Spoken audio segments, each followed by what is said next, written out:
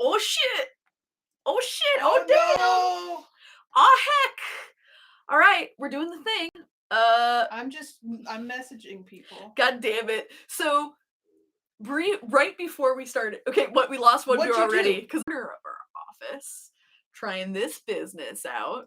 There's some stuff behind me. There's nobody here. That's okay. Don't see. I was like, Foley, I'm not going to put the laptop in front of you because you're going to be who's a pretty bird at that the whole time. So you can't have the laptop. I will man the laptop and watch the stream. And sure enough, it has proven to be true. We don't know if that number is actually in real time. Foley, allow me to explain to you caching. I don't understand it. No, but who knows? Who knows? Internets, how do they work? It's all very complicated. No one really understands it. I've heard that it's a series of tubes. That joke may be older than some of the people watching this. That's very possible. That's 100% possible. Anyway, it's Friday. Happy Friday. We survived. We made it. Was not feeling good for most of this week. No, poor dude. You had a little bit of the sickness. You were coming down with sickness. Sickness. I shouldn't say the sickness. Yeah, don't say the sickness. It's Froggy. Froggy's in the chat. Hello, Froggy. I really like interacting. And I'm pretty bird about the thing. I'm observing the realities of the chat versus being captivated by my own visage. I am not. I am. To be fair, it's very human. All of us, I think, when we have the camera in front of us, can't help but be like, I love to stare into that still pond and just like drink it all in. Yep. Just everything I like and don't. Yeah. So yeah, it was a hell of a week. Yeah, I did not feel well. No, poor Foley didn't feel well. Work made me not feel well. This was a week of 11 and 10-hour days, which I do not like. I know I am fortunate enough to be employed right now, and I'm fortunate enough to be able to work from home. I'm grateful for those things. I'm also aware it can still be a pain in the old butteroony, but that's fine. It is what it is. And here we are. You know what? Who cares?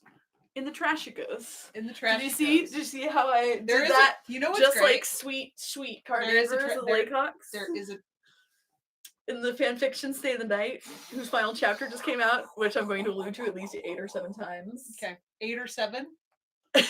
I like that. That's good. There is a trash can there. Nikki also says hello, by the way. Sorry, Nikki. Didn't mean to blow right over you to Froggy. Froggy spoke more, so I saw Froggy first, but I really like interacting with the chat and then knowing this is an archived stream so that future viewers will be like, who's Froggy? Who's Froggy? Who's Nikki? How is that relevant? Why does Annie keep looking to camera left and getting distracted?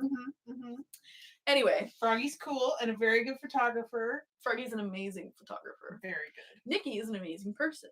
Yes. If you chime up in chat, any other viewers, probably, and I know you even a little bit, I will probably say how great you are. And frankly, let's be real. Even if I don't know you, I'll probably tell you how great you are because we're all doing our best. We're all out here hustling, not reading Stay the Night while we do a live stream. These are shared burdens. I only care if she updates the hockey AU. Man, hockey AU. Okay. Hockey. Let's take a moment to talk about the fan fiction. Were you not going to again? I mean, comedy rule of 3s. Yeah. Well, now we're at 5, so it's not funny anymore. It's fine. The fan fiction of Lynn Arlington is. Did I fuck it up? Okay, continue. The comedy rule of 18s. Yes. Let's just keep going. How I do. Fucking Stay the Night. Are you kidding me? Fucking My Youth Is Yours. Still have not read all of it. It's so vast and so good. Dear Lord. Fucking, I mean, like, do all of her fics start with the word fucking? When I'm describing them, yes. Okay. Fucking cool. Stay the Night. That's the you have to get that's behind a Patreon paywall to get that one. Though Foley hasn't read Stay the Night, which is fine, which is totally fine. I've read you a little bit of Stay the Night. Yes. You do not prefer your fan fiction to have a certain ratio, or fiction. I prefer a certain ratio of fucking to not fucking. It's like a 90-10. 90-10. Pretty much. I'm owning my truth. I'm standing in my truth. Just 0 to doing it. But yeah, and Foley does not, which is totally fine. Which is why there's hockey AU, so I can read you hockey AU. So Foley, I don't know. Foley isn't necessarily a big reader. You love to read. I read things. Well, I can read. You don't necessarily read a lot of fan fiction, I should say. No, I don't. You don't read fan fiction. Yeah, that's okay. People make a lot of assumptions that I read a lot of fanfiction. Yeah. I mean, to be fair, I don't read a lot of fanfiction either, but that's mostly due to time. Yeah. So, but anyway, the fic I do read, I really care about very strongly. The writers I'm lucky and fortunate enough to read, I feel very strongly about. And Lynn is among the best, genuinely and truly. You know what I like about Lynn? What? Their Animal Crossing town. That's what I like. Yep. Foley, tell me about their Animal Crossing town. It's just dope. Have you been to their Animal Crossing town? I've been to Cassie's, I think. Okay, yeah. Was it when Cassie and Lynn had the same island? Yes. Okay, all right. So Cassie, equally talented. Let's talk about that fucking power couple for a second. Cassie, Musical Dreams is her handle. That's a good handle. Musical Dreams. Very talented. Also fucking talented. Yeah. So fucking talented. Victorian Vibrator AU? Are you kidding me? I have an allergic reaction to Buffy. No shame to anybody who loves Buffy. I know Buffy is important to many people, and that's cool.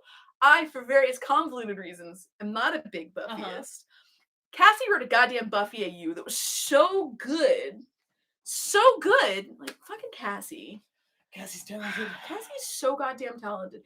Cassie's working on a noir AU to destroy me personally, and it's so goddamn good. And then she drops these amazing playlists for all these fics. The Stay the Night warm-up playlist. Foley can testify to this. I listen to an extreme degree. I listen to it every time I remember the gym. Remember this concept, the gymnasium? Whenever I went to the gymnasium, I would be accompanied by the Stay the Night warm-up playlist. Annie's listening to that. I'm listening to back episodes of Critical Role. True. Foley, you're always listening to back episodes. There's a lot of them. That's just your default state. Either that or Adventure Zone. Your organic state of being is Critical Role or the Adventure Zone. Like, Foley is just like constantly listening to either Matt Mercer or Griffin McElroy. Yes. That's just the fact. Or right now, or Brooklyn Nine-Nine. Yeah, that's fair. That's pretty much it. Kids are cute. Everybody's cute in the chat. I love you all. Bees up in the house. Ooh. Jasmine's up in the house. What's up, Jasmine? I mean, wait, which Jasmine? Your Jasmine. I mean, our Jasmine. They're both okay. We have Jazz and Jasmine. We have two supercores whomst we love named Jasmine. They're the only Jasmines in my life too. What is it about a supercores and Jasmine? I missed some plurals. No, it's fine. It's a very long fucking week. It's a long week. Yeah. This is Foley stream and I keep talking because I'm a talker. I mean, that is ultimately our relationship. Mm-hmm. Our relationship is one of us is chatty. Mm-hmm. It's Foley. And one of us builds things. It's Annie. That's what we should I build sentences that don't end in one unintelligible string out of my fucking maw. That's correct. No, don't be mean. That is a little too mean. In this household, we are careful the language we use about ourselves and the stories we tell about ourselves. So that we don't feel like hot garbage. And you know what? That was something that my therapist was like, it was actually even before I even went to a first session with this therapist. I was literally looking at her website and she was like, one of the things that I'm very aware of and like work on is the narratives we tell ourselves about our lives and our experiences and how that shapes the way we view the world. And I was like, and now you were like fart sound. What? You know how it is. Like when you're talking about therapeutic things and or means of self-improvement, it's very easy for me to encourage it in others and be absolutely dismissive of it when applied to myself. Oh, no. That totally makes sense. You know what I mean? Yeah, like it's just like, Foley, I really think you should try goat yoga. I think goat yoga would really be. I think their little ungulate hooves are mean.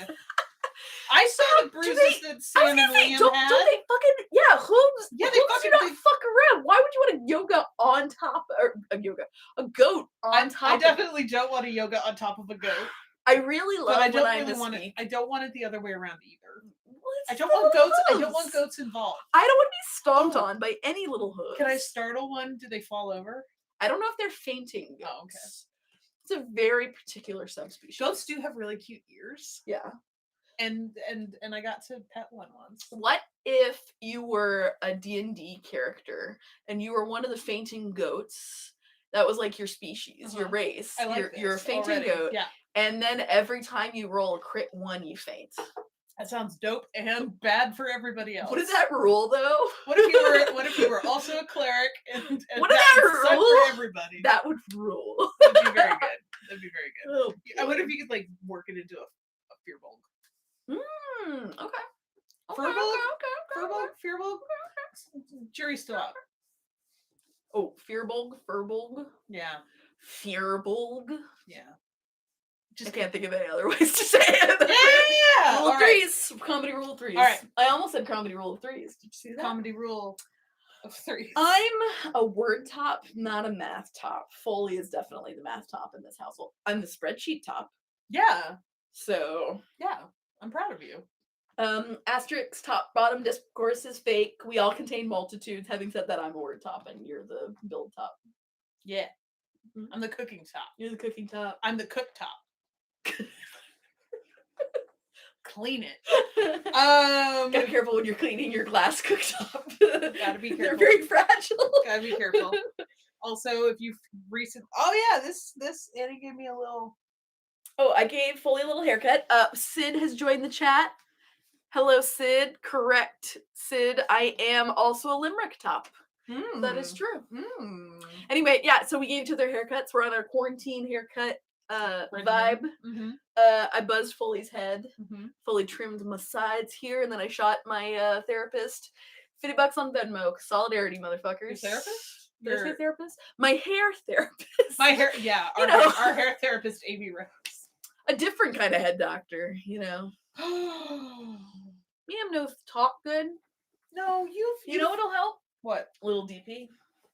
Love little DP when I can get it. I'm drinking Dr. Pepper. I'm an adult. You're the worst. Pinky out. Okay. All right. How's everybody doing? It's great. It's cool. God damn it! B just dropped the phrase therapist. That's very good. I'm so mad. Does anybody have you ever experienced this when someone comes up with a joke that's so good you're furious? So good you're furious. I'm gonna punch Foley in the face sometimes. That's a bad joke, and I shouldn't make that. Foley's very funny. I asked this week about my drag name because I've decided that my post-Rona resolution is I'm gonna do drag because I love nothing makes me fucking happier than putting on a fake beard and just leaning into bullshit manliness in a dumb way, performative way. So I've been asking everybody, what's my drag name gonna be? And I came up with this stuff. I was really fixated on my drag name being Chuck Wagons because I just think that's fucking great. I could have a dinner bell on my belt, like the whole 9 yards. Like, come and get it. No one told me about the props. Okay. Continue. But my little sister, whomst I love, cool dude, but is very much so, she's a Texas lady. She's very much so a Texas lady with all the world of Texas lady experience, which is to say, don't know many homos. She's one of those women that monogramming was made for. Oh my gosh, my sister has never met an object that she did not want to put her initials on. It's kind of remarkable. It's really fantastic. I mean, there's a type of human where that's their thing. Don't get me wrong. I respect that. Napkins, monogrammed. Purses, towels, monogrammed. Towels, monogrammed. Wallets, fucking monogrammed. See, we could have done it. I know we could have done it, but like I'm could have had it all. Could be reading Stay the Night right now. It's all. None of it is as it should be. The world is you know what? You can leave, and I'll just like live cut. Bye. No. Yeah. Where are you going? Actually, genuinely, I'm gonna get out of my tie. I just realized I should wear my tie. All right. I'm gonna distract us a little bit. But you got this, champ. Or I could just be a nude just out of camera. Can you not? That's no. It's not actually indecent. Nothing bad is. Oh my god. Thanks, Annie. You're welcome. Annie's been taking the opportunity from working from home to see if she is quote unquote a tie gay. And that basically means that she has been digging through all of my ties that I wore when I worked around people. And to our wedding. This was my wedding tie. Yeah. And it is, I get up in the morning and I'm like, which one is she wearing? What pairing is she doing? Oh, this is so nice. So sartorial. This is the cool, in-depth conversation everybody comes here for. What'd you put on? Smokey the Bear. It's just Smokey Bear. Love to be actually in my own home. Ugh. Okay. I'm gonna sit wrong. Is it Woodsy the Owl? Woodsy the Owl. Smokey Bear. Did you see that thing about how to destroy a Woodsy costume? I showed it to you. That you had to burn it? Yeah, Louis, the amazing Louis Zong, who makes the most awesome music and videos. Yeah. And is an animator, very talented animator, posted a song that he and his band made about, they found a website for like the National Forestry Service here in the United States. Where we have a mascot, Woodsy the Owl, and it was instructions on how to destroy a Woodsy the Owl costume. And they were like, Woodsy the Owl must be destroyed, must be set on fire. The ashes must be shot into space. No one can even remember that this Woodsy the Owl costume existed. So intense. It was like metal. It's a lot. So they wrote a song about it. It was excellent. It's my favorite. It's my new hot jam. Mm-hmm. Yeah. So Foley, your live stream. I've been talking a lot. I'm supposed to be your sidekick. I know, but like my sidekick is like, a word top. I am word top. Yeah. What have you been watching lately, Annie? Oh God. Just a refreshing DP. We've been watching a lot of Westworld. We've been watching a lot of Westworld. We're very fortunate. A dear friend Jackie gave us. We pay for our own HBO subscription that we are legally allowed to watch. We've been catching up on Westworld. We watched the first season because when it was running. Yeah, like when it was on, because I think there was like a brief we had in HBO, like whatever. Oh no, we paid for HBO for a hot minute. Anyway, excuse me, we still pay for HBO, which is how we're catching up on Westworld. It doesn't matter. So we watched the first season and I enjoyed it enough. I got enough nutrients out of it. I had a good time. Mostly those nutrients are named Evan Rachel Wood, who is just I forget about her face until the camera, like, we go to another character, we're exploring there, whatever, and then it comes back to her and I'm like, all over again. I'm like, I just, every time she comes on camera in the third season, I just say the word dad. It's not a joke. Foley compulsively is like, dad. And that's not even like the right kind of compliment. Well, there's the thing. There's daddy, which has certain connotations. Dad means like if somebody's gonna pick you up in the car, you know what? Is gonna grill you with steak. I think she's gonna do that. Is gonna fix like your broken. Yeah, she's gonna know that my alternator's bad. Exactly. Like, yeah, I have a feeling. Foley, dad knows dad. Dad knows dad. We joke in our household that Foley is all dad no daddy, and that's true. Dad knows dad, like knows like. Foley. Oh yeah. Anyway, season 2. We had watched season 1 of Westworld. We caught up. We were like, oh, when there's a new season on, let's give it a shot. I saw some stills, and I was like, okay, right. I remember Evan Rachel Wood's face. So let's watch it. And Jackie we kindly found it. Nope. I pay Foley the full price for an HBO subscription, unrelated to the kindness and generosity of my dear friend Jackie, whomst I love. And so we caught up on the second season of Westworld, which was, it was a. There were a couple. There's some stuff I like. There were a couple episodes I really like. I like Maeve. I love Maeve. It was an interesting season for Tandy Newton. Tandy Newton's a rock star. Yeah, she is a very cool lady. Evan Rachel Wood's whole thing was kind of boring. I disagree that where everyone was like, they turned her into a villain. I'm like, no, she's always been a complicated character. Everyone just gets distracted because she's a pretty white blonde lady who's been wronged. But like she's just she's a really complicated character. She's not supposed to be 100% good, capital G. Everybody has their own issues, and that's totally fine. I respect anyone's opinion. But I was mostly bored more than anything else. I'm like, all this stuff with Teddy and stuff, I'm like, I just wasn't interested. But of course it was also like the slow accumulation of power and transition. I'm gonna stop talking and let Foley talk. No, it was totally fine. Don't smile at me like that. I was smiling at you. I like Teddy's hat. Teddy's hat is excellent. Dude, the costuming in that show makes me big horny. Like, we're watching in like beautiful high definition, and like just the textures of all the fabrics and the costuming makes my mouth water. Well, and then I'm a big a big nerd for practical effects Yeah. and like in camera Mhm. fun times and Mhm. like what are they doing with this vehicle, what are Uh-huh. they doing with and all of the stuff that could be that was practical. It's Mhm. just so much fun. It's Yeah, it's it's just it's interesting. been a long time since I've seen, sci-fi done that way, in a way that I'm like, okay, all right, I'm in. Yeah. This world, I get it. I don't like it. So season 2 happened, and we were like, okay, yeah. And we watched it.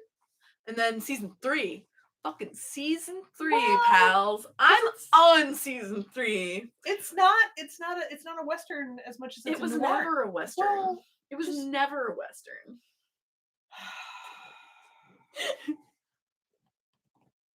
it had western elements It was to it. western. It It had took western place in a elements. western town, Correct. and now they are out of that, so there's no Correct. like artifice of that. Correct. And it They dropped feels all of like a that. neo noir. Yeah, they totally went hard into neo noir, and the tropes they're It's playing a with good are, time. and also they shifted from they basically took all their budget that they were spending and all these goddamn cowboy outfits and instead put it in location scouting, and the Yeah. locations they're shooting on are so good. It's Yeah, beautiful. there's specifically a location that is something that Andy and I watched a documentary on from a Mhm. Spanish architect, Oh gosh, it's where wild. it's like he built in an abandoned concrete factory, and it's bonkers. There's also some really beautiful locations in Singapore, because Singapore uses a lot of greenery around its buildings, like not Mhm. like around its buildings, like that's like not being clear enough. Like they build buildings that have, I want to say they're emissions offsets, Mhm. so that that's Oh. why they're scaped in like Ah. vines and trees that are growing out. So it's Yeah, we need to it's get on that business. well, yeah. We need to get on a lot of things. Um, Beautiful, beautiful. absolutely stunning location scouting. So Just stunning. it's been fun to watch, and it's been fun to watch something where like I'm not the only one who's sitting there going, "Do you want to watch the next one?" I was like, It's like, yes, yes. Actually, what was it last night? Oh, pardon me. I just clapped really loudly. The like was like last night or something. No. Like night before last was like supposed to talk to someone on the phone, and I was like, but I'm watching Westworld and I need to catch up. It's just so good. Like yeah, this season is like my jam. Oh, it's got one of my favorite tropes going, which is the battered, discarded soldier who's like fallen on hard times and is trying to make good but can't, and then like whose life is swept up in the tide of a enigmatic woman. I'm just like, delicious. also you're like auto correcting Aaron Paul to a butch lesbian. I mean, I'm always autocorrecting Auto-correcting most every people. That's protagonist true. into a butch lesbian, or just not a cis dude. Yeah, true. But yeah, I'm down. though I'm Aaron down. Paul's amazing. Don't get me wrong. He's That is not a slight on Aaron no. Paul. He's doing It's a just a slight on men. he's doing a wonderful job. And it's actually like it's very challenging to come into something, Mhm. well after the fact, for Yeah. sure, and come in and be like an actual mover. Yeah. I'm enjoying the hell out of the Yeah. scene. We actually bodily gasped at a few things. Yeah. So yeah, just Just a darn It's a good good time. time. It's a good time. Ugh. I'm excited. I keep looking at all of the items and things within the Westworld like canon and Yeah, being like the like props. the sheer fact that there aren't like buyable, purchasable props of this, so that people can Foley wants to make all the things, basically. they're very good. Hello, by the way, to BD. Hello, BD, my friend, my love, my charming pal, Oh, my love. that's all right. That's I cool. love many people. You do. I got a heart full of motherfucking love. It's very nice. Mm-hmm. It's very sweet of you. Yeah. I don't know. I didn't have a lot of plans. I mean, I had planned to do. You wanted to do your story I game. wanted to do my story game because. Did you get any new submissions for that? We had so many from the last one that it's just like, okay. Well. What I will say is y'all can go ahead and drop in the chat any celebrity, like actors or actresses. I will tell you right now, I'm gonna pick the actresses more because I'm more interested in them. Yeah. and genres. Foley and I play a game where you get two. Have them drop genres, and we'll try and use the actors that were given by the people in the tier. Okay, fair. Mhm. Foley has a Patreon tier where you can submit actors and genres for this game that we play. So please drop genres in the chat. What we do is you get two random actors and a genre, and you have to come up with the pitch for the project. We do this. It's a road trip game. I love road trips. I've gone on road trips my whole life. Foley doesn't have a lot of experience with them, and so I was like trying to play all the road trip games, like 20 questions and So like one with, I like- Spy and the alphabet games and stuff. The picnic thing. Yeah. I'm going on a picnic. I'm bringing apples. And Foley would make that face. And I'm like, we're not going on a picnic. We are driving to Reno. So, but the thing is, it's not that I'm like these games like feed my heart or anything. It's more just like a fun way to connect with the person that I'm in this vehicle with for the next 13 hours. The thing that I like about them is it keeps you awake. I'm a sleeper.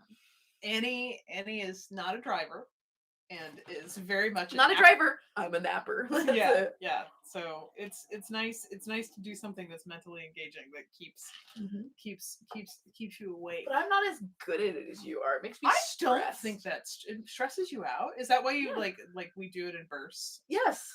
Okay. It makes me feel sweaty. I'm not a concept guy. I'm not. That is so untrue because Annie literally when last night, what did I say? I said Annie, are there any legs to a super core Westworld AU? Yeah. And Annie goes, well, what's your idea? And I was 2 seconds into starting to Foley literally said, and Annie literally goes, ah! and it's like, I'm sorry, and then gave me a concept that was. Foley was like, so Lena is a scientist, and immediately I'm like, okay, she works at a corner of the parks that's super world. It's full of superheroes, so it's like it's the guests are coming and they interact with all these superheroes, and Supergirl is actually one of the hosts there, and Lena and she like wind up getting all mixed up, and somehow Lena does something that either deliberately or accidentally that gives Kara her autonomy, and Lena helps Supergirl escape into the real world. And but she needs an alter identity, so she becomes Kara Danvers. Yeah.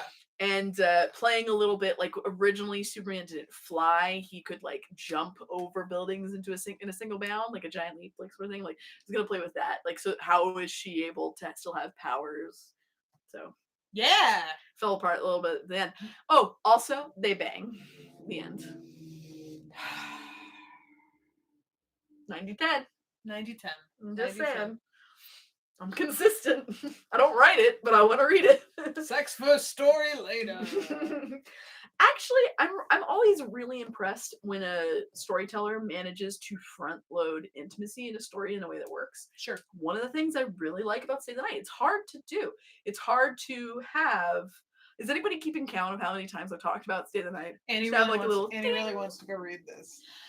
For those of you who are just joining us, the latest chapter of my favorite fic in the universe. Let's be honest. One of my favorite books of all time, Stay the Night, Basketball Supercore AU. Just the last chapter came out literally just before we started this stream, and I'm a little distracted. It's my favorite. I'm also kind of sad. It's my favorite book. Do you know? It's my favorite book, but changing the subject. We were talking about something else. Do you know that in Animal Crossing? Yes. When I customized. Yes. The brick oven. Yes. That I did the only customization that gave me a pizza inside of it. Really? The rest of them don't have a pizza. Good job. Weird coincidence. Foley and I have really this week only been working. Not feeling well. Playing, watching Westworld. And playing Animal Crossing. Yeah. Have you heard of this game, Animal Crossing? It's super, like, under the radar. Yeah, nobody knows about it. It's, like, really, like, you have to be in the know to even know about it. Oh, you want some of my DP? Foley, if you want DP, just ask. You're the worst. This video is not for children. I actually did. There is a box you have to say because YouTube be YouTube, and it's like, is this for children? I'm just hoping desperately that very few people that aren't fandom are watching this. I know just your Brenda and mom. Chase are allowed.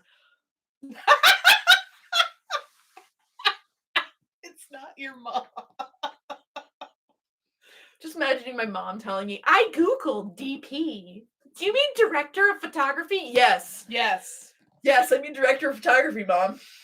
Dr. Pepper. Dr. Pepper. Director of photography. Director of photography. Yeah, normal. Anyway. Fuck. What the fuck were we talking about? Dog park.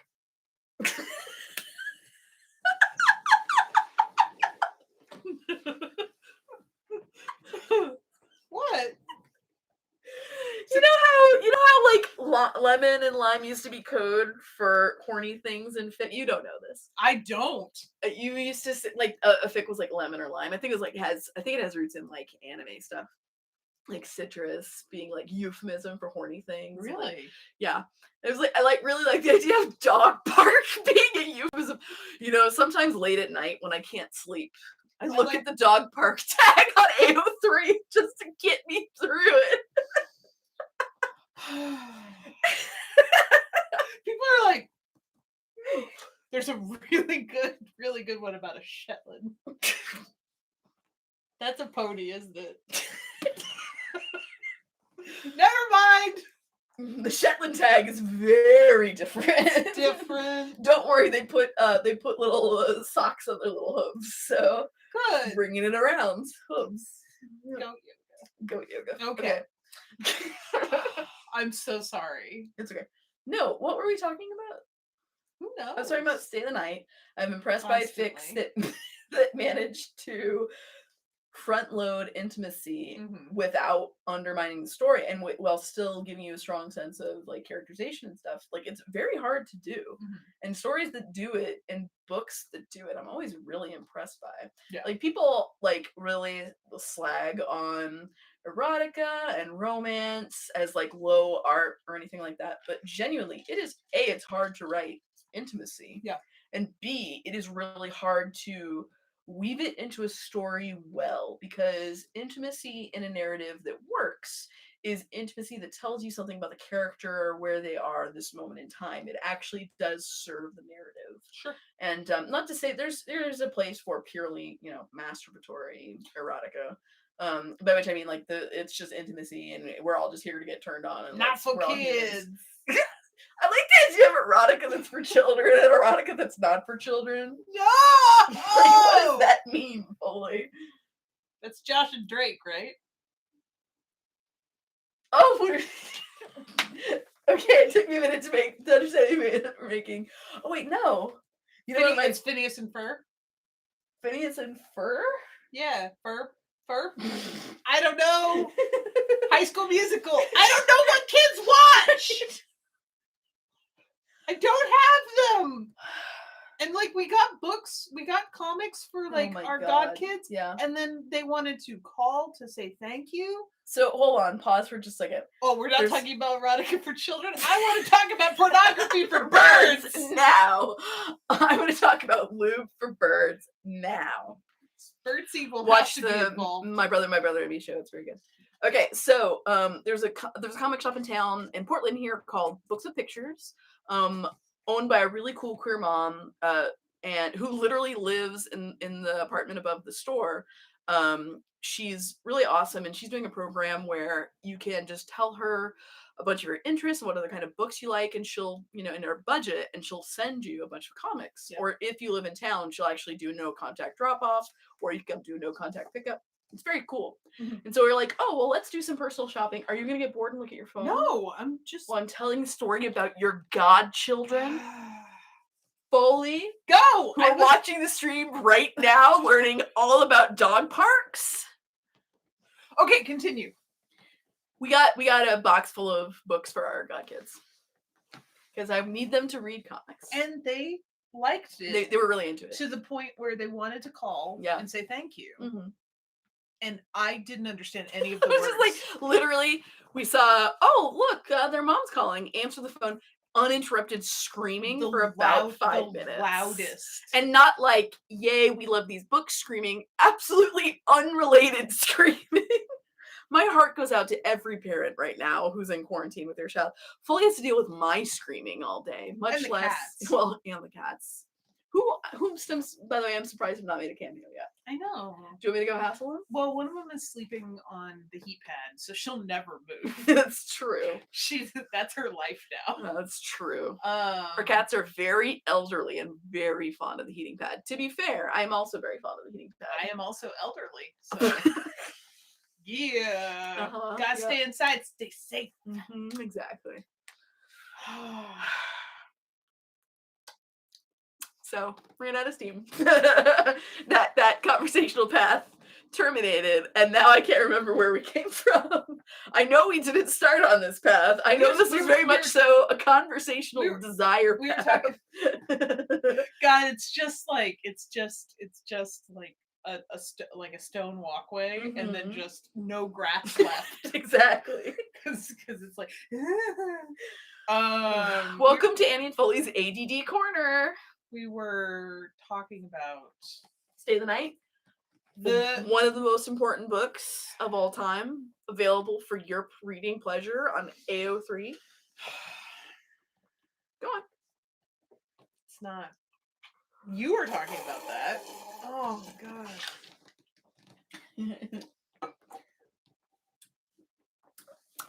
This is where I like my arm to be. This is where I'm most comfortable. Okay, we were talking about genres. Does anybody have genres? They're like, no. You don't want to know why? They're like, screw. Oh, Nikki's so helpful. Nikki pointed out we were talking about customizing an oven the guy who pizza. Thank you. In really Animal Crossing. Foley decided in Animal Crossing that they wanted to make our favorite pizza place in Portland. Yeah.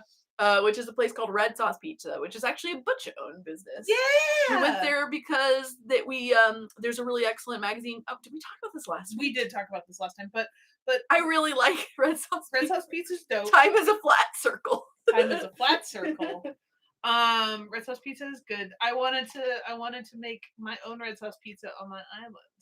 So I did, and they thought it was cute, and that's exciting. It's very exciting. Whenever your pizza shop @s you on Instagram, it's a very special day. A super special day. It's very special. It's we'll take what we can get. It's right like now. if somebody were to contact me on Kitties in My City and be like, "That's my cat." Oh my god, that would be amazing! And then they would say, "Don't fucking photograph me." I did not sign a release. Foley has a very excellent Instagram called Kitties in My City. That is just photography of cats. Yes. Ambiently in Portland. It is actually technically fully picking up the mantle of a project that I did like 10 years ago. I think it's actually still in my blog. I think it's kitties.boyhowdy.org. Yeah, I had a blog. I had a WordPress site like 10 years ago where I did the same thing, where I posted ambient pictures. When cameras, once upon a time, cameras were not in your telephone. Also, there was no Instagram. Before Instagram, once upon a time, I would take a photograph with a camera. The expectation would be that someone would like cats so much. Wait, hold on. I would take a photograph on my camera. I would bring it home. I would download the photography from my camera to my computer. Floppy disk. I would convert hand cranked. I would downsize all the images myself, and then I would upload them and post them on a WordPress page that I had self-hosted on my own website. Back in the dawn of time. I mean, that's what they did in the Victorian era, That's right? exactly what our pilgrim forebears did. I am not related to any pilgrims. Do you have English? Do you have English blood in you? That sounds terrible. Do you have oh wow! I cannot tell the joke I just thought of. Wow! Don't. Wow! Stop! Hey, I just thought of the worst joke. Don't say it. Just somebody can fucking email If you. anybody wants to DM me, I will, or at me on Twitter, I will tell you the terrible joke I just thought of, but I'm not going to say it out loud. Jeez. No, it's a little too horny for you. You don't like it. Oh, I need to take my medicine. Fuck. I think I know exactly what joke she came up with, and I don't like it. No. Keep it to yourself. Fuck. My joke involves Olivia Colman.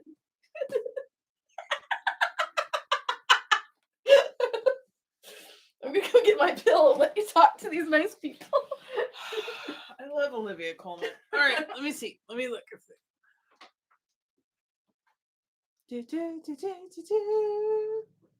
Thank you, Nikki. Road trip game. Yeah, right? It would be so nice to be focused and like get back to that.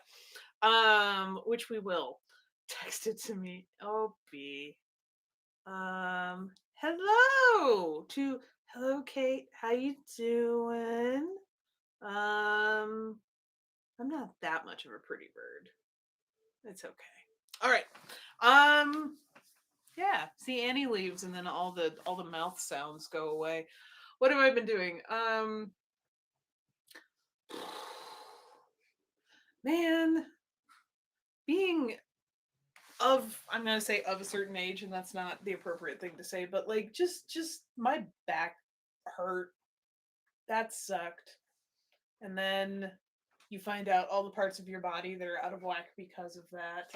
And this is like what happens when we call and talk to your mom. What's It's that? just eventually just start talking about like what part of my body hurts. And yeah. We call my mother, you talk about your back, and I talk about the excellent fan fiction available now on AO3, Stay the Night. But yeah, I mean that makes sense. I'm how is it? Delicious? Bacon flavored? Love a good DP. Bacon flavored.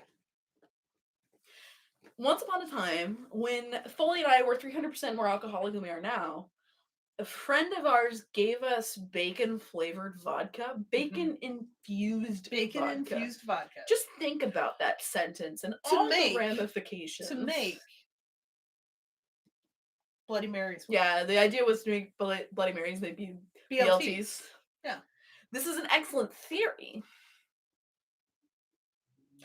It smelled so not right. It was. I've never experienced a liquid smell like a solid. Like boys must be stopped. That's what it boils down to. Like the habanero. Do you remember when bacon was a sufficient punchline? Like that was a moment in time. Bacon. No, I don't remember. You're very fortunate. I remember when fedoras were a thing. I mean, not unrelated. They were of the same. Does oeuvre count in that? Is oeuvre functional work in that? Okay. All right. We're gonna play Foley's game. We need to get the list. Yeah, I'm working on it. I have the technology. Annie has the technology. Okay. All right. Foley, you have to distract the children. With whistling? How's your anxiety there, bud? My anxiety is currently resting at like a 3. Just in general. I subscribe to a number of newsletters that update me on the things that are going on right now because I don't need to be out there opting into that information. I need NPR and the local alt-weeklies to serve them up to me. Anyway, one of them was talking about how terrible it is. Like, this is the worst time. You know, we have these scripts in English language where you say, hi, how are you? I'm fine. Like, and how are you is like a continuation of the greeting, right? Yeah, it's just a script. Now, who the fuck wants to say how are you right now? Like, it's like there's no way. You don't lie. It's like I don't want to say that. I just want to say hi. I love you. I hope you're okay. Yeah, genuinely. Well, we could try saying that. I love you. I hope you're as okay as you can be. I love you. What it suggested, and I was like, great. Well, that was the thing. The article's like, yeah, it's a weird time to say how are you, right? And I'm like, cool. What are you suggesting? The only suggestion they really had was, how's your day treating you, basically. I was like, well, yeah, I say that one anyway. It's not really great either. I hate that one too. I know. It's like, well, did it put on any actual pants? Before this play is like, are you going to put on real pants? I'm like, why? I'm wearing jeans. You're wearing jeans. Yeah. I normally am wearing jeans. I'm on my if moon. I don't, but if I'm okay. I don't want to be. Everybody knows who's ovulating. Everyone. Well, wait. I don't know how it works. I don't know how it works either. It We are not the right. It's been a long time since sex education, and I was in Catholic school, so it worked out about as well as you I might just imagine. forgot. If I don't put on clothes, Mhm. my sad feelings overtake me way too fast. Fair. That's very So fair. like, you Well, know. I do try to make a point of like every morning I try to put on work clothes. Like I do put on my shirt and tie and stuff, and often I put on jeans and like Just some underwear that just wanders into the. I mean, what was that thing that you read me that said that sales of shirts are up, but sales of pants are down? I was reading a really interesting like internal like retail analysis of what things are not doing well and what things are doing super well. And yeah, like the number one best-selling product on the internet right now are gloves, which I'm like, Yeah. it's all those lesbians having safe sex. Boom. I Okay. don't think that's what it is. We are going to play the pitch game. The way the pitch games just goes to remind y'all is we have a list of actors and actresses. I'll be plucking genres from the chat, and I will be giving Foley 2 performers and a genre, and Foley will have to come up with the pitch for that project. The way we're doing this is very scientific. I have a spreadsheet. And into this spreadsheet, I have put in the list of actors and actresses provided by Patreon. Yes. Provided by Foley's excellent Patreon supporters.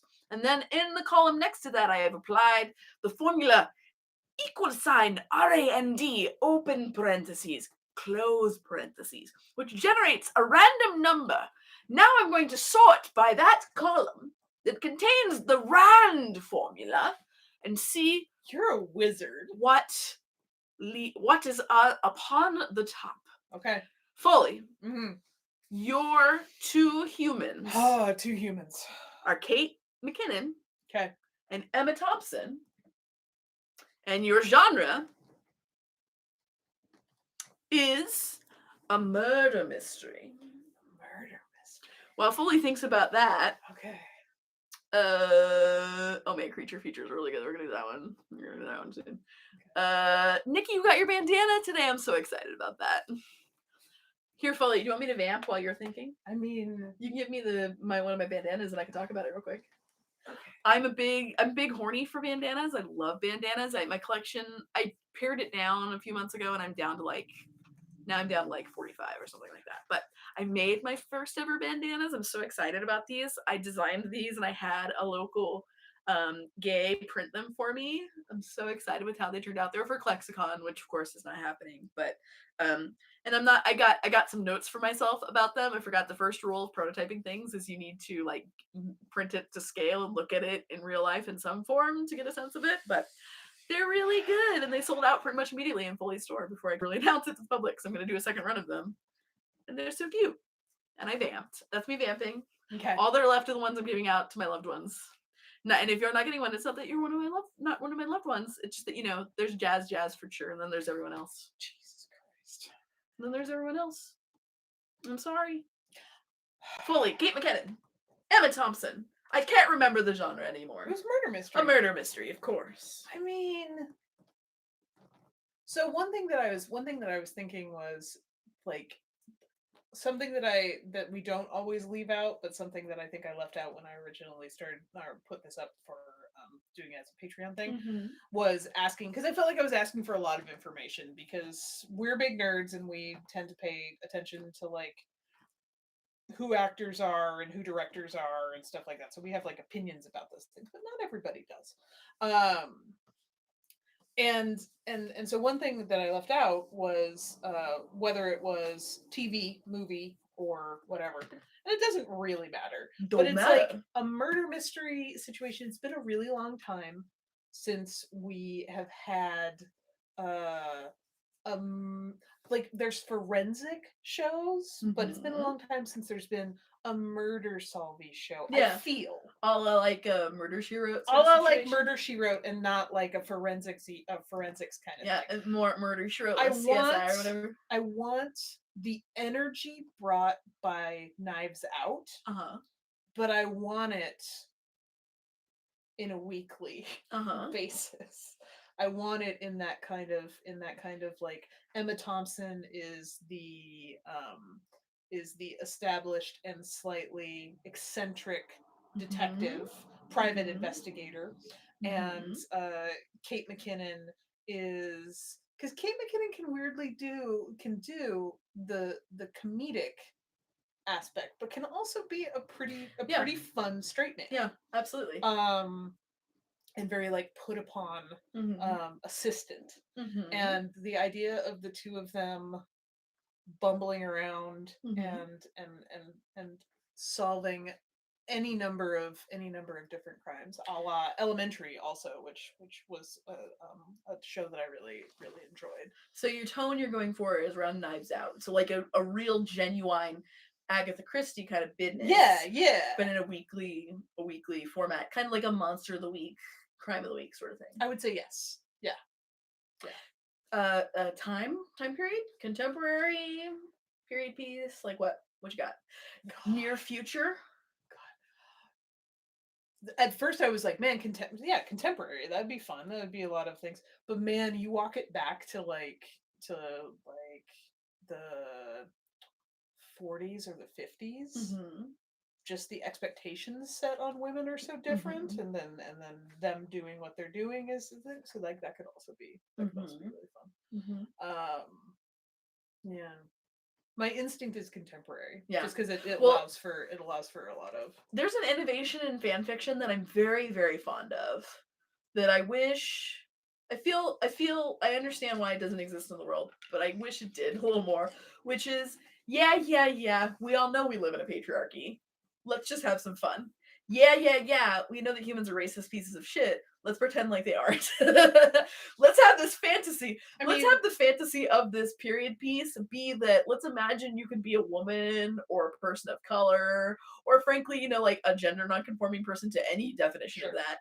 And be alive and be okay. That is my favorite kind of fantasy, and we need more of it. Don't you feel like that's what Legends does? Legends of Tomorrow does that a little bit, yeah.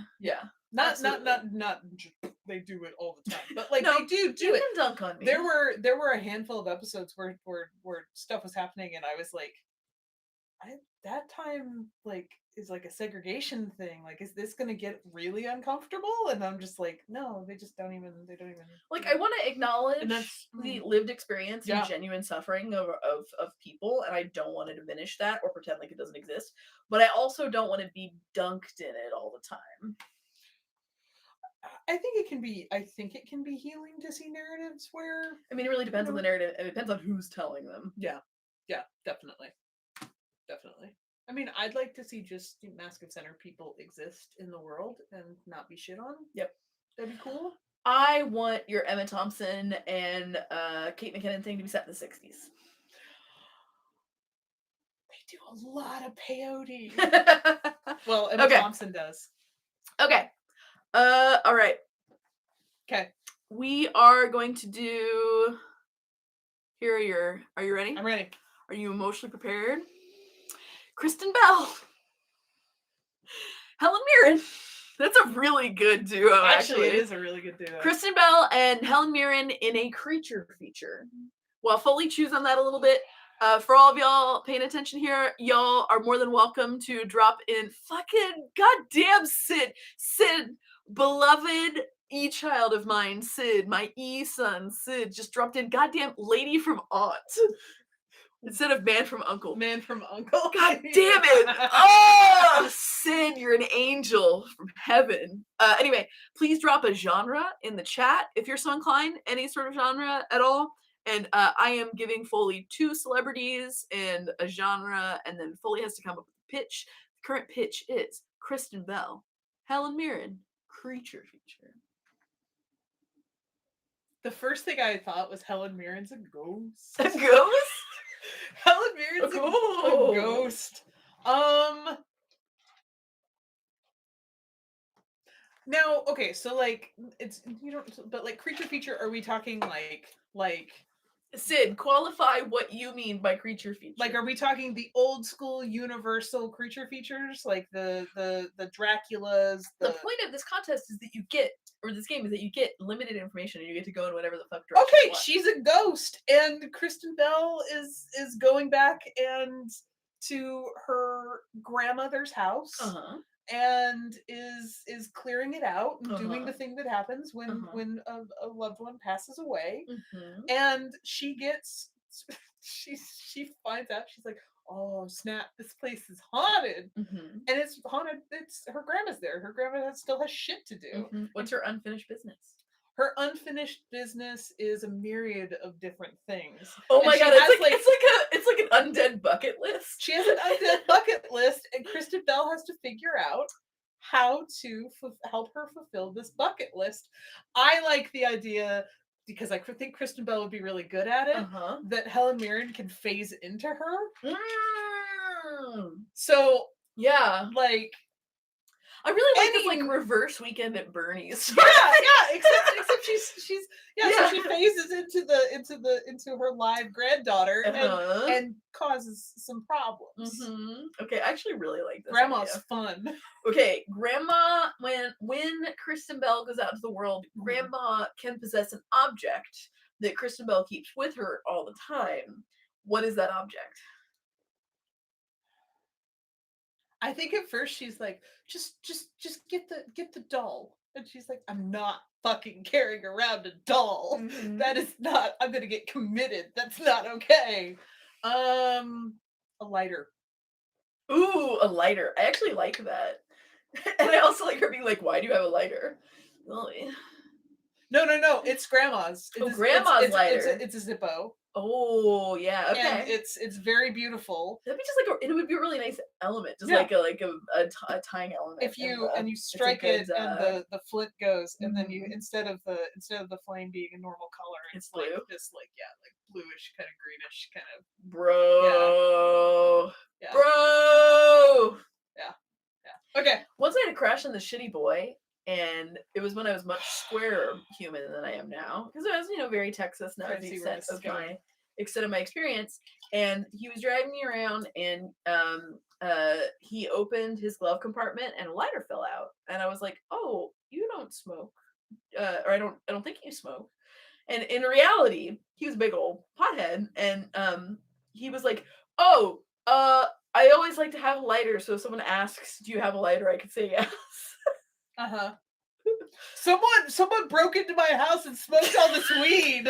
Someone broke into my house and left this bomb. All right. Okay. All right. I like this. Okay, that one seemed. I'd watch that. Is fire. Meryl Streep. Okay. Fucking, I already love this. Okay. Meryl Streep, Sandra Bullock. Okay. Cyberpunk.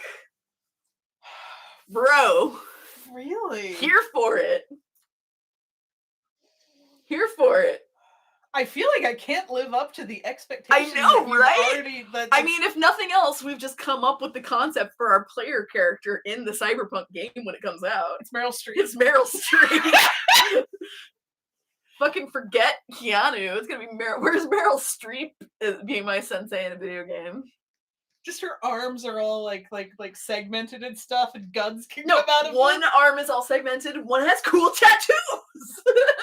She's cool cyberpunk Helen Mirren. Just down there on the bottom is her own body as her character from Mamma Mia, and she can make it dance. Yeah.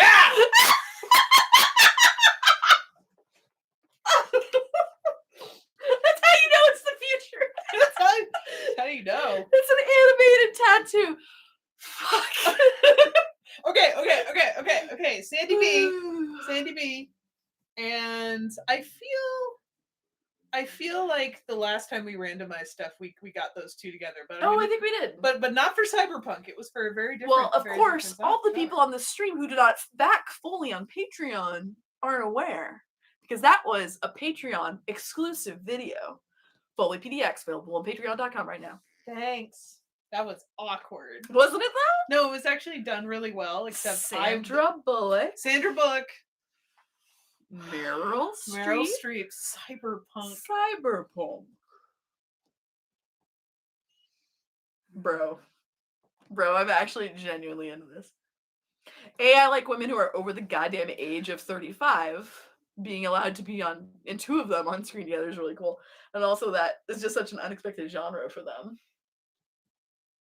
I actually initially I was having a hard time visualizing it, and then just the idea of thinking about the two of them with that aesthetic. Mm-hmm. And again, what's the tone? Because cyberpunk is really broad. Cyberpunk could be like, it could be a comedy, it could be like a thing. It's like it doesn't specifically. Normally, it's like a neo noir sort of vibe, and normally it's a. How would you describe it? Neo noir. Okay, boom, nailed it. Got it in one. It's usually it's usually like some sort of thriller, an adventure-y thing. But when I think about like pulpy, I feel like pulp. Dread is it cyberpunk? It kind of feels like it is. I guess maybe it's not.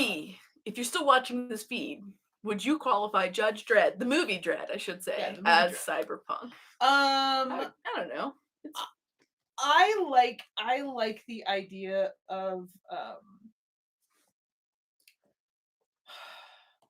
I like the idea of Sandra Bullock being a bureaucrat. Okay. Running not nicely running sort of a district or nation or whatever. Oh, you think like some sort of political figure? I'm thinking like she's a political figure. Okay. And go on. Meryl Streep is like this. I'm going to say like the mama character from Taz Amnesty. Like she's like a she's like this matriarch. She's a matriarch and she's not polished. She somehow gets voted into some sort of like council or grouping of people, and she starts causing problems for. So I want it to be a little on the dark side. Oh, so like Meryl Streep, like, and really like the subtext is Meryl Streep manipulated herself into this power so that she could start changing the game, sort of thing. Yeah. And Sandra Bullock is initially very much like wanting to keep her power, and it's like do you have them team up against a greater threat? Like, is there someone above Sandra Bullock's character who is ultimately worse? Yeah, are you saying that this is a sort of situation where Meryl Streep's chaos blows the lid off of Sandra Bullock's complacency? Could be, yeah. Or Meryl Streep causes kicks a series of events and motions that leads Sandra Bullock, this plain, boring bureaucrat who's very much so part of the problem, just gonna push the line to be actually part of a solution. Yeah. I think the second one. It'd be fun. It'd be interesting. Fully rooting for an awakening in Sandra Bullock. Shocking. Yeah. I know what kind of awakening Foley would really like to. No, you just want to buy Sandra Bullock a beer. That's not who you are. I want to make her dinner. You want to make her dinner. Yeah, I'll build her like a dresser. Anna Kendrick. Okay. Octavia Spencer. In a screwball comedy.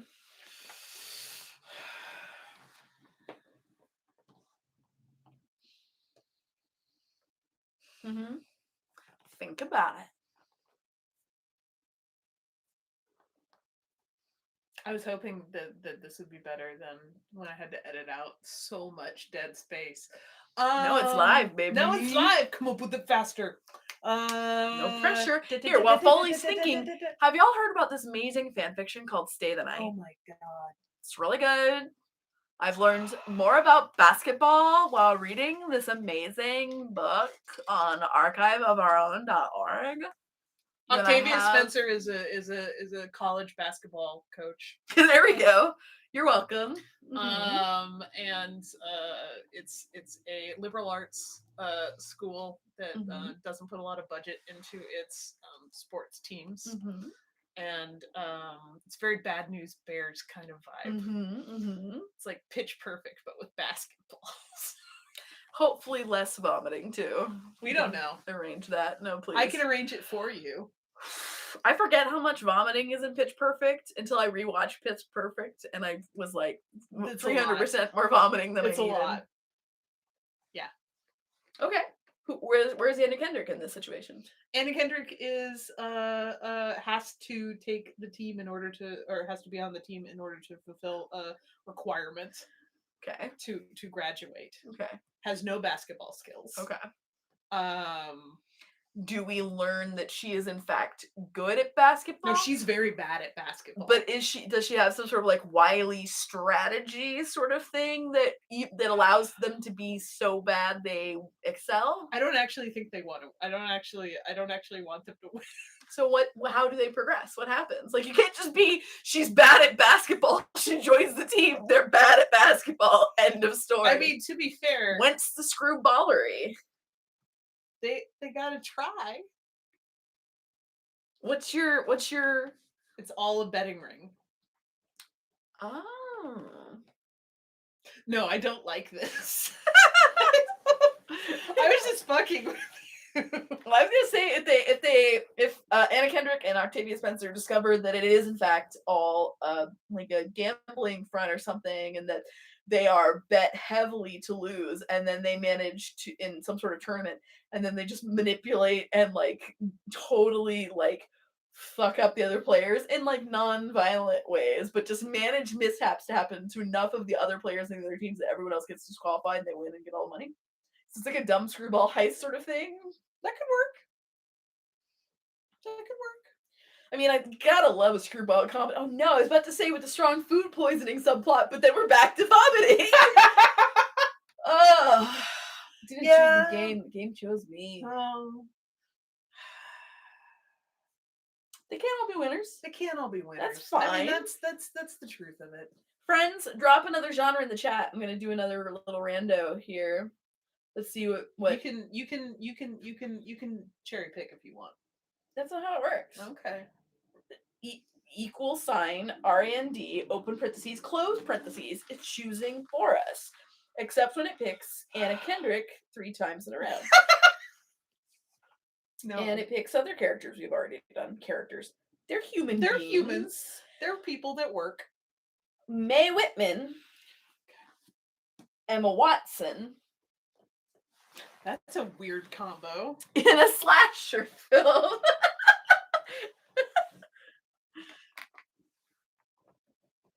The choice of the matter is which are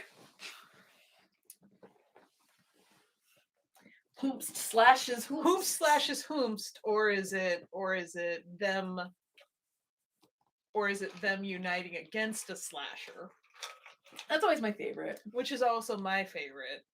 I mean, it's not my genre. It's but yeah. I always I not to say I don't like some slasher movies. Your Next is a movie I actually really like.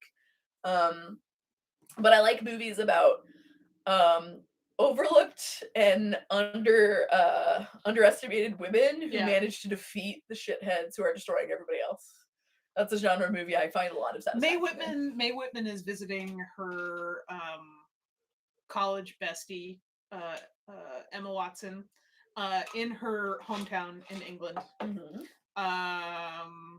Somewhere in England. I understand there are cities and towns in England, but she's visiting her best friend. They went to college together. Is it like rural England, urban England? I want it. My gut reaction is make it rural.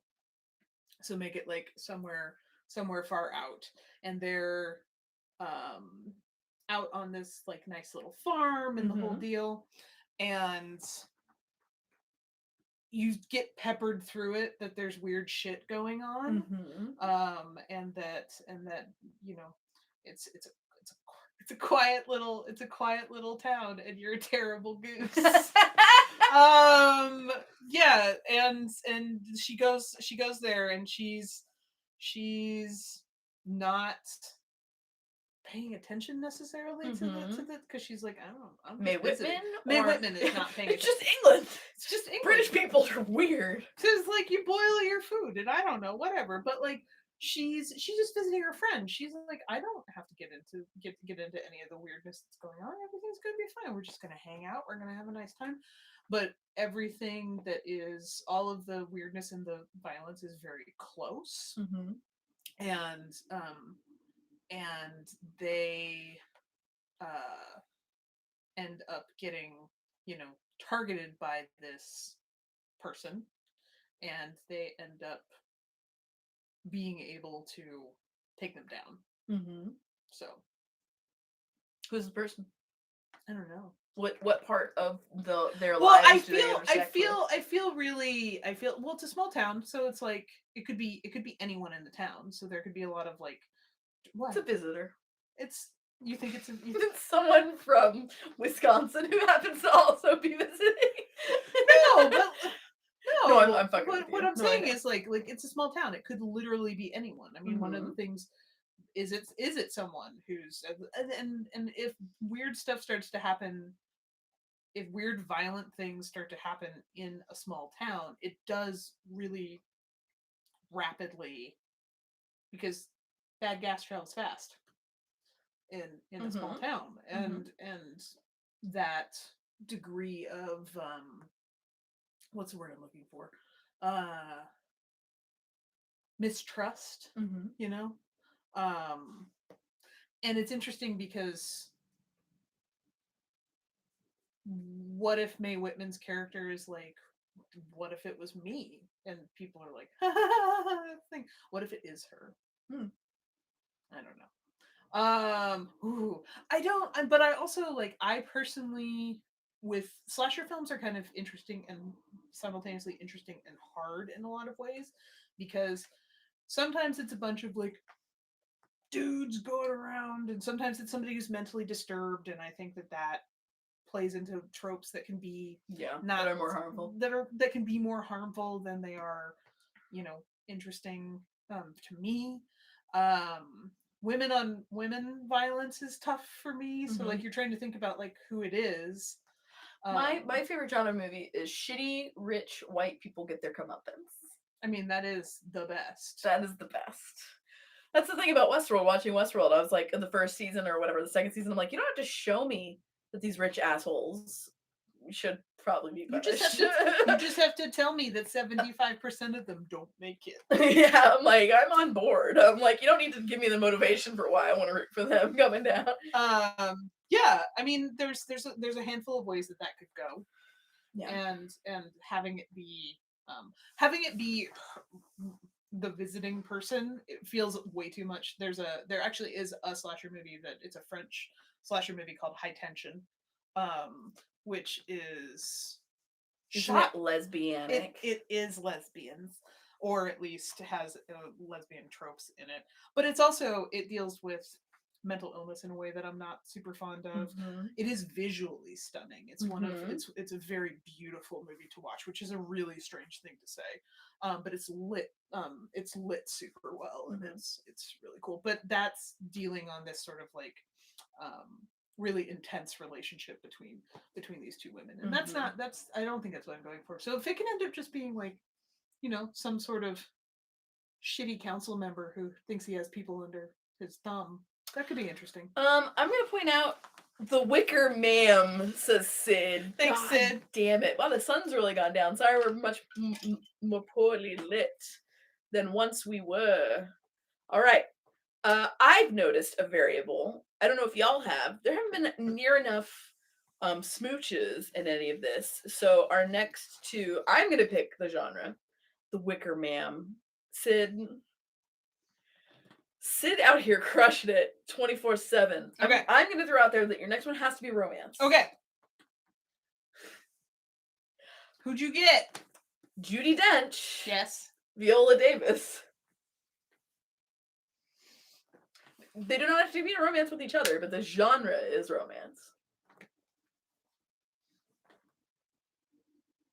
While Foley's thinking, have you all heard about this website called archiveofourown.org, upon which are found many stories available for you to read free of charge, written by hardworking people just like you and I, one of whom is a very cool person named Lynn, who has authored an amazing fan fiction called Stay the Night that I am not reading right now. I am instead hanging out with you because I love you, and I love you. But as soon as this I'm not thing is making over, I'm not making you dinner. If you mention it one more time, I'm literally not making you dinner. it's a running joke. The running joke has run its course. I will not mention the fic that cannot be named ever again. Foley, Viola Davis, Judi Dench in a romance. Got nothing?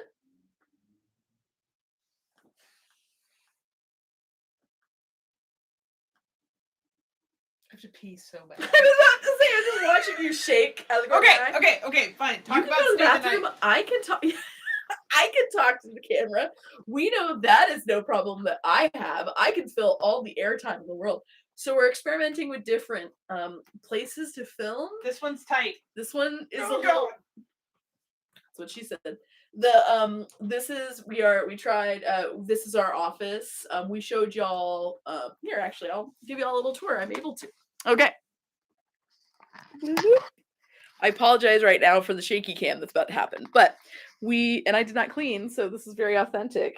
We were filming from this computer last time we did this, which is my work computer with all of my lovely objects and all my Legos and whatnot and all of my beautiful objects. And over here we have Foley's computer, which you all saw in the background of last week's stream if you joined us. And then here we have our bookshelves and everything. And this chair normally sits in the corner. So I was like, oh, well, we can stream it there, but we needed another place for Andy to sit. So we brought in this chair because this one has a friend. And it is jammed over here awkwardly next to our printer. So, there's, an egress is highly overrated. When does one need to hurriedly leave a room? It's not like, weird things ever happen, or frankly, one just has to use the bathroom ever. So it's fine. Y'all, this is weird times. I miss people. I really miss people just desperately. So thank you for hanging out with us in this bizarre way. I know that this is not hanging out, but it does make me feel a little less alone to know that y'all are on the other side of the camera, so thanks. I'm trying to figure out if the idea I came up with has too much of a weird power dynamic. I mean, we didn't say it has to be a good unproblematic. Romance? Yeah, it didn't say that it has to be like without flaws. We've discussed this. I'm not a believer in like a perfect, like an unproblematic romance.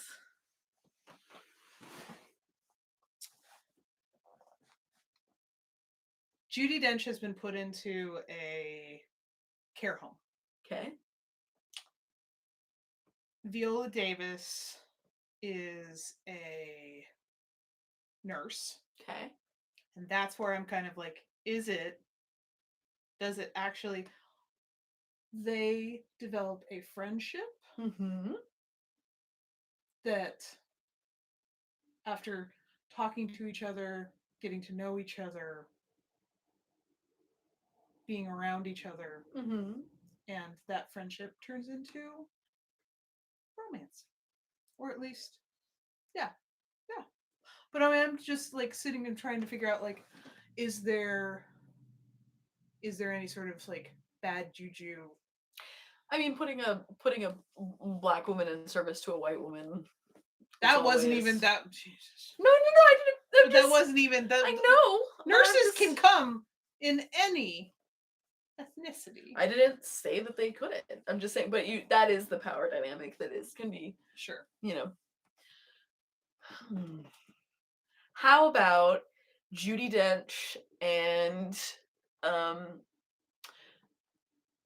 Judi Dench is the is this like, think of like not like city council, but some sort of like shitty low level like local government. I mean, that's electoral thing. Sure.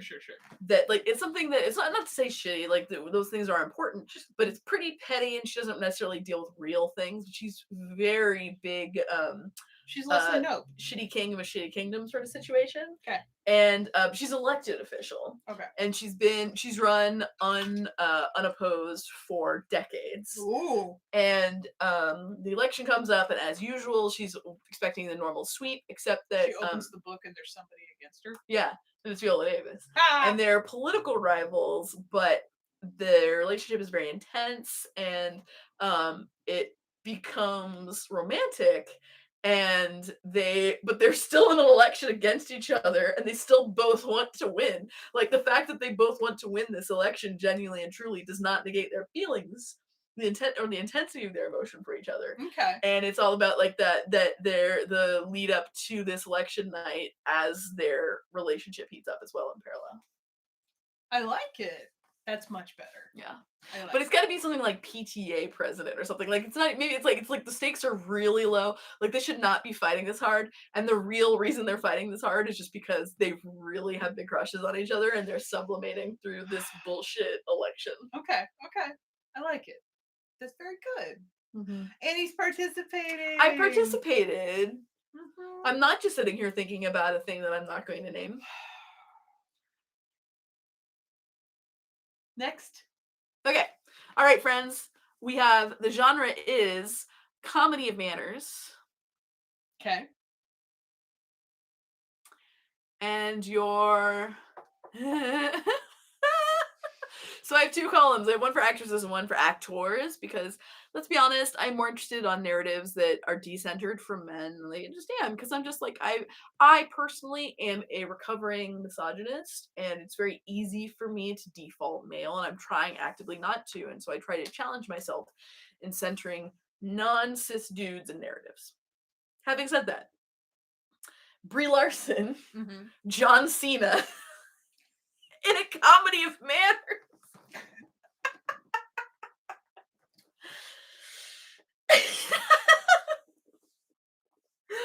Oh my god. The importance of being John Cena. Okay, so yeah, so the only well, besides Saving Face, Mm-hmm. which is technically a comedy of to some degree, sort of a comedy of manners to some degree, sort of. Am I reading that wrong? I mean, I don't know. How does one technically define a comedy of manners? Everyone that I'm aware of is all period period. Yeah. Piece. And like, But I'd love to see people try to put fucking John Cena. Yeah, okay. I'd love to see people try to put John Cena into a doublet. It's a comedy of manners, also called anti-sentimental comedy. Watch it. It's a form of comedy that satirizes the manners and affectations of contemporary society and questions societal standards. So Saving Face is not a comedy of manners. I don't know. I can't think of a. I mean, I guess. I don't know. I admit I'm showing my ass here. Cock blockers. It's definitely. Is it just called blockers? It's called blockers because the cock is implied. The cock is implied. The cock is implied. It's also an AO3 tag I don't look at. Yeah. Late at night. Dog park.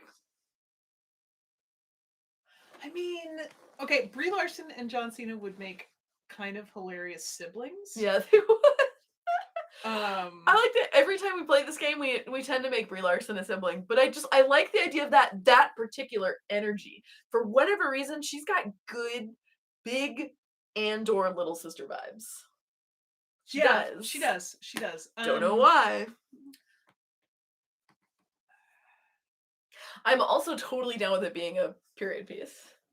Edwardian sort of like classic. Well, I mean, yeah. Can you make them so? Because I really like the idea of John Cena. No, John Cena.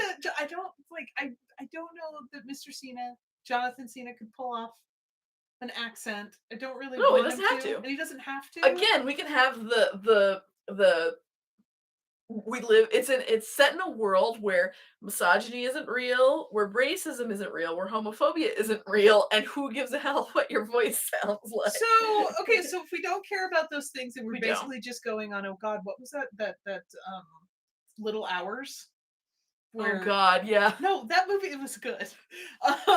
Anyway, so you said it in Edwardian era. Hello, Bailey. Bailey has joined the chat. In an Edwardian era farm, Bailey. and Brie Larson's character falls for the pretty landowning Make it gay. yeah, the pretty landowning the owner of their farm, the person that they rent Ah, okay. from. I do like riffing on like a Little Hours tone. Who is recently widowed. Okay. And there's this whole thing that she tries to get her brother to basically cover for her, and also when he needs to pretend that it's him that is actually in this relationship, just to make it so it's a little easier on them. So I really like the idea that John Cena, like their whole life, Brie Larson has always been like, pretty girl, target acquired, and John Cena's like, Jesus Christ, dude, keep it in your pants. And like this has been like an ongoing thing, and like when it's finally like target acquired on the landlord, John Cena is just like, nope, cut it the fuck out, and Brie Larson is just like, can't help it, can't turn it off. Yes. I see. I like the idea of like maybe. Oh wait, hold on. So the landlord was like acquainted of Brie Larson and John Cena. Like they were model tenants, they were friends. And the landlord had a wife that he had married, overseas or in another city or whatever, who lived there with a ill parent. Was taking care of this ill parent. And he died. Hold on. You're bad at plot, is what she says. She's not. What's that? Oh yeah. Hold on, I can't. Maybe this one's better. Middle finger. Yeah. So like they are acquainted with the landlord, and when he passes, and the widower, the widow comes to live in the two of them, Brie Larson and John Cena, take care of the estate and everything like that, and are pretty much in charge. And then the widow comes and is like going to come and become the lady of the thing. And they're like, well, fuck, we've been running the show for a long time. And so Brie Larson hatches this plan. I know. You'll seduce her and you'll marry her, and then we'll own the property, because we already basically run the joint. And John Cena's like, I don't know about this, but okay. He's like really emotionally invested in land and his people and everything like that. So he's like, okay, I guess, whatever. And then they meet her and Brie Larson, and they like do all this target acquired. And then there's like this conflict between like, well, John's gotta marry her, but Brie's in love with her, and how does she feel and all this? And like, yeah. I just like this really like goofy, like, and I like just having this like vibe throughout it where it's unclear if the widow is into John or Brie. I think it should just have like a vibe throughout the but like a vibe throughout the whole thing, and John Cena's like, maybe I don't like lady. I don't know. Do you want to say that like the secret, like this, there was like the John Cena had been nursing a crush on the landlord the whole time? Is that like the third act twist or something? Yeah. Is that but I loved him, but I loved him, and they're just like, oh, John, we had no idea. Yeah. Okay. Jonathan Cena, Mr. Jonathan Cena. Put him in a vest. I want to watch him tear out of it. Pop. Yep. Hey everybody, Bailey has joined the chat. Bailey is here to She's inform us. She's just all dark unless we turn on the. I was gonna say Bailey is here to inform us that we're poorly lit and that our camera isn't low enough. Annie, did you turn the camera around? Did you spin it at some point? I did. Oh, okay. No, I took it off the cradle. Oh, beautiful. And I gave everybody a tour, a little shaky cam tour. Excellent. Of the office so they could understand the situation that we're working with currently. Also, the siren that you heard just a second ago and the fun lights that you saw, we live very close to a fire department. Yeah. So that's this week we disclosed we live near a fire department. Last week I disclosed we live near a marijuana dispensary. We're trying to give you a series of clues so that you can triangulate our home and dox us.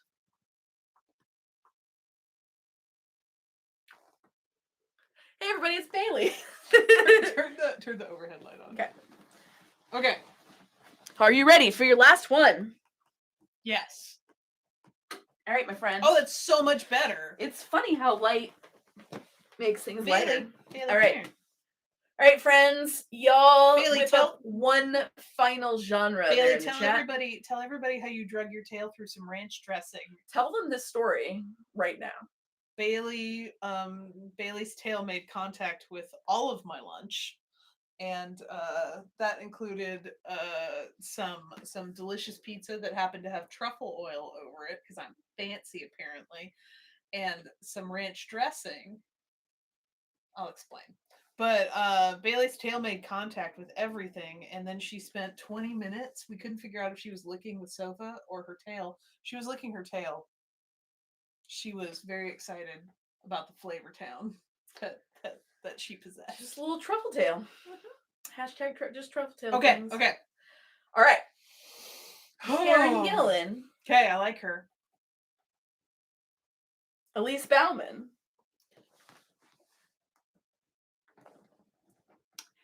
In a road trip movie.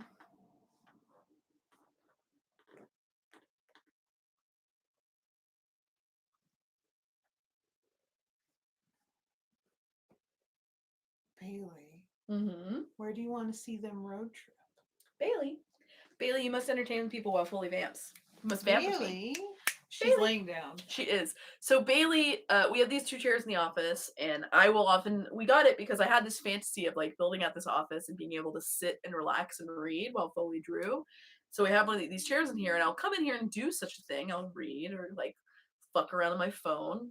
And Bailey has slowly learned that she doesn't have to sit on our lap. She can actually sit lap adjacent if we leave a hair of room, which is like she used to be scared of because she'd feel kind of trapped. It would trigger her little itty bitty kitty anxiety. She's perfectly happy with it. She is so freaking happy. Yeah.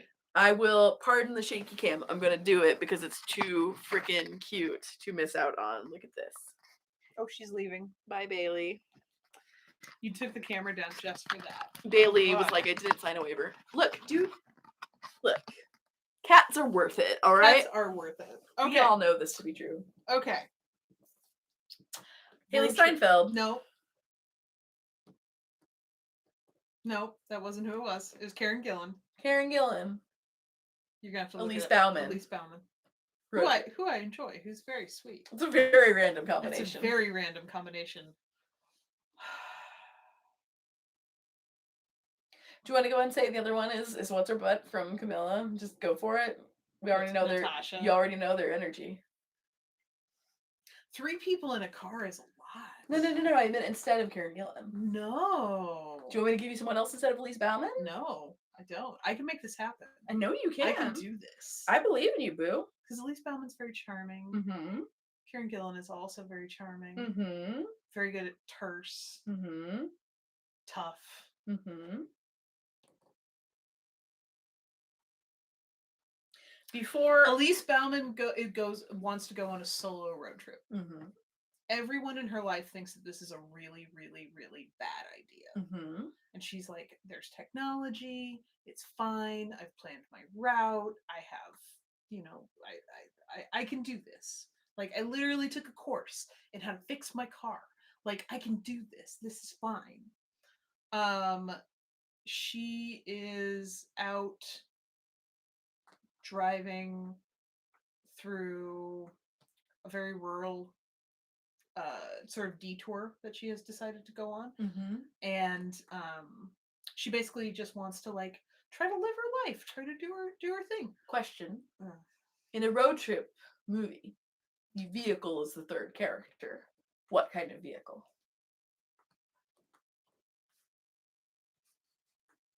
I mean, if I'm me, it's a truck. Yeah. If I'm it's I like the idea that it's like a Volvo station wagon. Yes. Okay. Approved. Continue. Okay. And it's been converted to biodiesel. Like, God, this is gonna be really good. This is okay. All right, cool. It's got a place in the back where I can sleep. And her parents are like, She picks up a hitchhiker. That hitchhiker is Karen Gillan. And is she the sort of person who would pick up a hitchhiker, or is she challenging herself because she's not normally that person? She's not the person who picks up a hitchhiker. She's not a person to go on a road trip by herself, but she's trying to be that person. She wants to be that person. She wants to be. She wants to be exciting and brave and all of these things. And so she picks up this, lanky hot lady on the side of the road. Is it also because she wants to be the person who is in a car with a lanky hot lady? Yes. Is that the real subliminal reason? Yes. 100%. Why would I pass this up? Literally and figuratively. More than like she's like talking like more than likely all she wants is to get to the next town. I can get her to the next town, and she's like, I can get her there. She's like, and if she wants a DP along the way, I can get that too. She's like, me in this car can get her to the next town. And she actually wants to go like California. And she's like, take me as far as you're going. And I actually like the idea that they end up getting along. Elise Bauman's character does not have a lot of friends, does not have, has been very like insular a lot of her life. And so she's and if she hasn't really interacted with a lot of women, a lot of girls. Maybe she just got she just finished getting like her master's in computer science, so it was just like sausage fest 24/7 for the last like 9 years of her life, and she's finally like, I'm gonna fucking go outside and go on a grand adventure before I settle into a life of coding. Yeah. And yeah. I like the idea that she picks her up not too far, maybe like a state away from home. And like on the way back? No. Like, on the way out? On the way out. And Karen Gillan wants to go to California. Like she's like, I want to see an ocean. And she's like, that you could go the other direction and see ocean. She's like, I want to see an ocean that I'll enjoy. Just because the beaches are very different, right? Comparatively from East Coast beaches to West Coast beaches, and I'm also. Do you hear the shade? It's not shade; they're rockier. No shade, just facts. No, I'm biased. I'm super biased. I love me a West Coast beach. And also there's like a mystique to beaches in California and everything. That she wants to go there. She wants to go and have it be sunny and have it be whatever. And they end up. That is not necessarily where Elise Bauman was planning on going. That's where she goes. And they get to know each other, and it turns into romance. Is what I like. That's what I want to make that gay. What? No. What? Calm down. Jazz is telling me about a thing I can't talk about. Yep. Whom is the instigator? I mean, I think it's the person that wants to believe that they're braver than they think they are. And it's not that she isn't. She totally is. But yeah, I think Elise Bauman's character pushes Elise Bauman is aware of the narrative she tells herself about herself. Did you loop it back around? Thus bringing things full circle in our conversation. Do you need to log off so that you can read something that I can't discuss? No, we need to log off so we can have dinner, actually. Yes. And so that Bailey can occupy all of our attention, which is what she really desires. Yeah. Good job. Bailey is selectively horny. I mean, many of us. I'm selectively horny. I was gonna say this is not an uncommon reality. Just like Papa. Oh. Bailey has decided that now is the time to pet Bailey. So also Bailey has probably decided that we should feed her as well. So friends, thank you for joining with us and playing this game with us. It's really a pleasure. We'll probably do this again next week. We will probably continue to play around with locations and framing. Needless to say, this is a little out of headspace here. We should have thought about. And if there are any other, be thinking about your genres. Maybe we'll play the story game again. Maybe we'll play something else. But thank you for joining us. Thank you. In these weird times. I hope y'all are doing okay. Yeah. And I hope that you know that you're loved. Yeah. And just remember, times are weird and times are hard, and the world is strange and unpredictable, and you're doing the best you can. Yeah. You may be telling yourself, I feel like I'm not doing enough. I feel like I could be doing more. Shakespeare wrote I know. Lear Yeah, and a whatever. plague. The fact of the matter is, these are hard fucking times, and we all need to be much more gentle with ourselves than we Second are. fact, Lear's a bummer. Lear's a big old bummerino, so Like, it's good, but it's a bummer. no, but genuinely, it's like, just be aware that yes, we should always try. Yes, we need to strive. Yes, we need to hold each other up. Yeah. But we also need to love ourselves and be kind to ourselves. And And- beating yourselves up for not being enough doesn't give you anything. Doesn't give you anything. So do me a favor and reach out to the people that you love. Tell them that you love them. Reach out to somebody you care about that maybe you haven't talked to in a while. Tell them that you care about them. And yeah, be nice to yourself. And every day, do one thing for no other reason than it brings you joy, big or small. I don't care if it's painting your nails. Refabbing an action figure so that it's a different action figure. Maybe that's something Foley's doing. Maybe we'll talk about it next week. Taking a bath. Take a bath. That's real nice. Make something cool on your Animal Crossing. Listen land. to your favorite song and sing along to every single last damn word. Just watch over and over again your favorite episode of television. Genuinely, it's like, now is a time of gentle indulgence, like genuinely, without judgment of ourselves, without holding ourselves to some sort of impossible standard. These are difficult times, and we have to be gentle with ourselves because we're just doing our best. And genuinely, and this is something I struggle with too, is like, I feel like I should be this, that, or the other. And shitting on yourself doesn't actually make you a better person. It certainly doesn't make you a happier person. Yeah. We have to be kind to ourselves. That doesn't mean we let ourselves go. That doesn't mean we don't strive or like hold ourselves to standards. It just means that we give ourselves the compassion that we show others. You deserve it. I promise you do. I know I do. I know Foley does. I don't. Bailey doesn't. Not at all. Bailey is a jerk who puts her tail maliciously in ranch dressing. It was gross. It was really disgusting. She was so excited. She's 20 years old and she's gross. And I love her. On that note, you know friends, what? We love you. Go put your tail in ranch dressing. Go put your tail in the ranch dressing of life, and baby, lick it clean. What? No! Every time! Not to be trusted. And enjoy your refreshing DP. Annie's the worst. No, really, y'all. Be good to yourselves. Be kind to yourselves. We love you. And we'll talk to you next week. I was gonna go to the camera. You know you need to go up here, right? And not to the picture of yourself. Who's a pretty bird? You're a pretty bird. You're a pretty bird. You're a pretty bird. You're a pretty bird. You're pretty. You're a pretty bird. We are all of us together pretty birds. We'll talk to y'all next week, friends.